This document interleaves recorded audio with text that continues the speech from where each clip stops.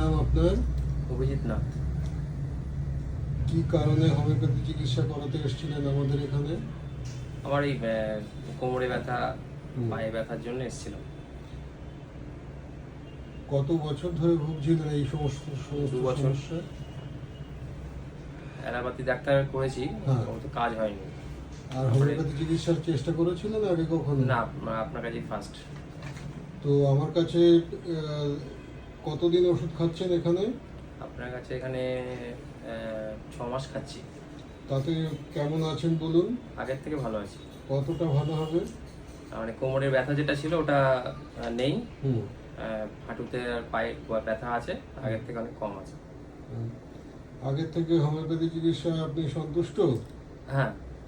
তাহলে এই সমস্ত জয়েন্টের ব্যথা হোমিওপ্যাথি চিকিৎসায় উন্নতি হয় কি মনে হচ্ছে আপনার? অবশ্যই হয়।